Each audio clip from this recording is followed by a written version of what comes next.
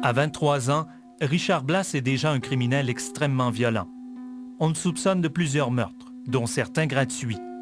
Durant ses fréquents séjours en prison, il entretient pourtant une correspondance étonnante avec sa mère. Dans ses lettres, il redevient son petit garçon. D'abord, il adorait sa mère. Moi, il m'avait dit une fois que l'autre, oublie jamais une chose. La seule femme qui ne te laisse pas tomber, c'est ta mère. Vous savez, j'ai cru un instant qu'une épouse ou encore une amie qui nous est chère pouvait remplacer une mère. Mais avec le temps, j'ai compris que je m'étais trompé et je m'en excuse d'avoir cru une telle chose. Avec une femme, il y a toujours des hauts et des bas, mais avec une mère, c'est bien différent. D'ici peu, la seule femme que je vais accepter à la visite, c'est ma vieille. Je suis tanné d'argumenter et vous savez, c'est drôlement fait une femme. Votre tout petit qui ne vous oublie pas et qui vous aime très fort. À bientôt, maman chérie.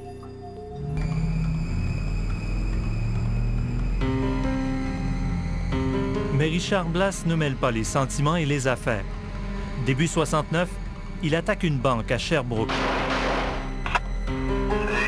Mais l'affaire tourne mal pour lui. Arrêté, il est envoyé à la prison de Bordeaux en attendant son procès. Le 16 octobre, Blass s'évade avec 7 co-détenus. Sa première évasion est spectaculaire. Son arrestation 2 jours plus tard rue Fabre est tout aussi spectaculaire.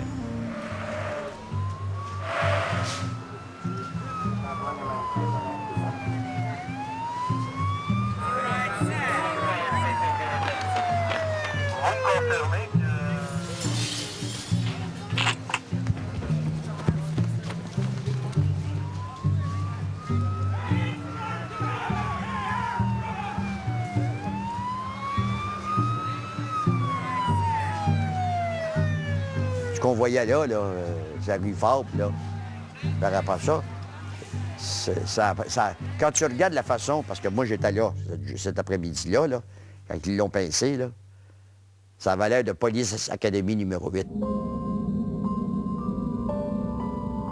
C'est une valeur comme un autre. Il était plus, un gars plus excité. Il aimait ça faire des faces, il aimait ça rire. Puis il voulait être le héros. Albert Lisacek devient l'ennemi juré de Richard Blass. Les deux hommes se croisent quand le sergent-détective Lisacek de la SQ doit escorter Blass à Sherbrooke pour qu'il subisse son procès.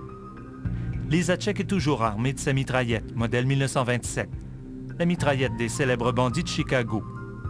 Il est connu à travers le Canada. On l'appelle le Kojak québécois. Lisacek ne se laisse pas impressionner par un petit truand comme Blass.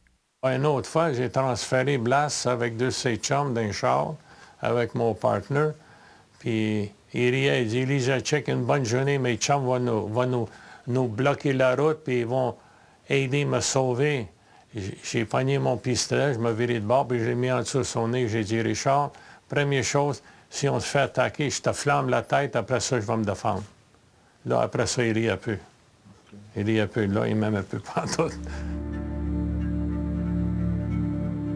L'incursion de Richard Blass à Sherbrooke ne sera pas une bonne affaire pour lui. Le procès ne se déroule pas comme prévu. Frank Schuffy, jeune avocat avide de publicité, représente Richard Blass. L'affaire aura des conséquences dramatiques. Et là, il y a eu un deal, de fait, entre la Couronne et Schuffy. Parce qu'il voulait y mettre l'accusation de criminel d'habitude. Puis il a dit, je vais plaider coupable, condition qu'il n'y aura pas d'accusation de criminel d'habitude. Alors, le deal a été fait. Et le juge était au courant du deal. Mais le juge meurt subitement. L'accord tombe à l'eau. Blass a plaidé coupable et risque maintenant la prison à vie comme criminel d'habitude. Il se sent trahi par la justice. Indigné, il est prêt à tout. Il n'a plus rien à perdre.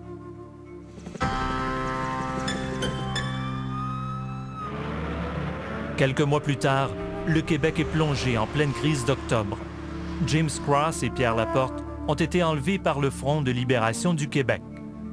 Ceux qui ont le doigt sur la gâchette, ce sont des membres du FLQ.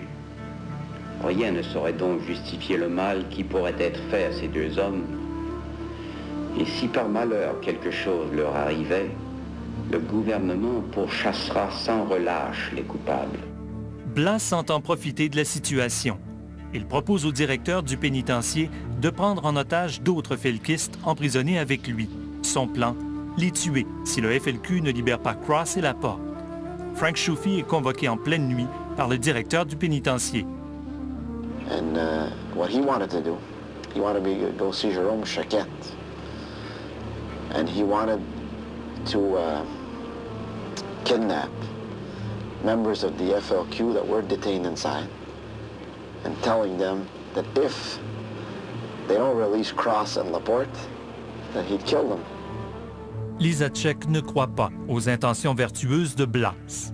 Il voulait se faire lâcher de la prison pour sortir, pour chercher pour des roses, puis tout ça, là, puis enlever du monde, puis tout. Chris, on n'est pas stupide de faire ça, hein? Non, non, no way, no way. On a toujours du mal à comprendre l'étrange collaboration du directeur de la prison. Quoi qu'il en soit, le plan échafaudé par Richard Blas ne se réalisera pas. Il devra rester en prison jusqu'à sa prochaine évasion.